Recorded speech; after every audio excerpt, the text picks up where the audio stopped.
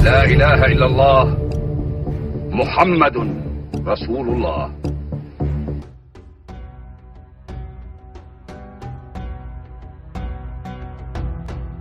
Bismillahirrahmanirrahim. Alhamdulillahi Rabbil Alamin. Alhamdulillahi ala kulli hal. Cerita indah di balik Asmaul Husna, sifat Allah Al-Qawi yang maha kuat, Al-Matin serta perkasa.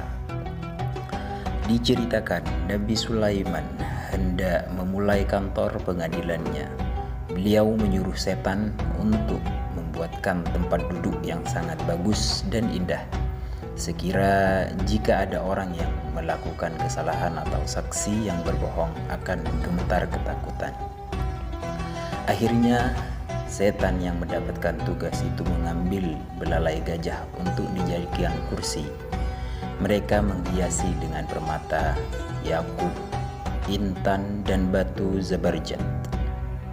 Mereka menghias bagian pinggir kursi itu dengan kayu seperti kayu pohon anggur dan 4 tiang seperti pohon kurma yang terbuat dari emas serta ujungnya terbuat dari perak. Pada ujung 2 tiang yang dibentuk seperti pohon kurma itu terdapat patung burung merak, dan pada 2 yang lain terdapat miniatur burung nasar yang terbuat dari emas. Dan pada tiap tiang disambung dengan batang tiang yang terbuat dari permata zamrud yang berwarna hijau. Di bagian depan dari kursi itu terdapat miniatur yang terbentuk dari singa terbuat dari emas, dan di bagian bawah terdapat batu emas kuning seperti tombol untuk memutar kursi itu. Ketika Nabi Sulaiman naik ke tingkat paling bawah, maka kursi itu akan berputar beserta segala hiasan yang ada di samping kursi seperti batu penggiling yang sedang berputar. Lalu patung burung nasar dan merak akan membentangkan sayap-sayapnya, sementara patung harimau akan membentangkan kedua tangannya dengan ekor yang sama rata dengan lantai. Dan begitulah pada setiap tingkatan. Ketika Nabi Sulaiman sudah sampai pada tingkat yang paling atas, maka 2 burung nasar akan memasangkan mahkota kepada Nabi Sulaiman dan akan meniupkan bau minyak misik serta minyak ambar. Saat Nabi Sulaiman sudah duduk, maka akan ada burung merpati yang akan memberikan kitab Zabur kepada beliau. Lalu beliau akan membaca kitab Zabur itu untuk didengarkan oleh para manusia. Di samping kanan Nabi Sulaiman adalah para ulama dari orang-orang Israel yang duduk di kursi yang juga terbuat dari emas. Sementara di bagian kiri Nabi Sulaiman adalah para pembesar atau pemimpin dari kalangan jin yang duduk di kursi yang terbuat dari perak.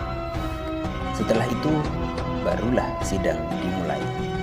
Jika para saksi untuk sebuah kasus telah datang untuk bersaksi, maka kursi tempat duduk Nabi Sulaiman akan berputar seperti batu penggilingan yang kemudian harimau, burung nasar, serta burung merak akan melakukan tugas seperti saat Nabi Sulaiman hendak naik ke kursi singgasana. Dengan begitu, orang yang menjadi saksi akan kaget, sehingga dengan begitu juga mereka tidak akan bersaksi kecuali atas sesuatu yang hak atau benar. Setelah Nabi Sulaiman meninggal, kursi itu diambil alih oleh Bukhtanasor. Namun tiap kali ia hendak naik ke kursi, maka salah satu dari harimau penjaganya akan mencakar betis dan telapak kaki Bukhtanasor dengan tangan kanannya, hingga pada akhirnya dia pun tidak pernah berhasil untuk naik ke kursi itu. Berulang kali Bukhtanasor mencoba, tapi tiap kali mencoba, tiap itu juga dia gagal sampai akhirnya dia meninggal. Kursi ini terdapat di daerah Antokia. Barulah pada masa pemerintahan Kaisar Ibn Sadat, kursi ini dapat dipindah ke Baitul Muqaddas atau Baitul Maqdis.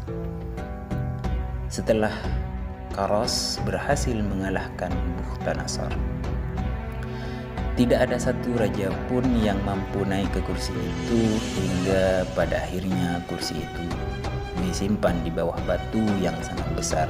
Lama kemudian kursi tersebut menghilang dan tidak ada satu orang pun yang mengetahui kemana kursi itu pergi. Kesimpulan dari kisah Nabi Sulaiman ini, dapatlah kita menarik kesimpulan bagaimana Allah memperlihatkan sifat kuat Al-Qawi serta sifat perkasa Al-Matin kepada beliau. Dengan anugerah, kekuatan dan keperkasaan dari Allah Subhanahu wa taala, Nabi Sulaiman dapat menjadi penguasa dari berbagai macam jenis makhluk, sehingga dengan mudahnya beliau dapat mengikis kebatilan yang kian merajalela.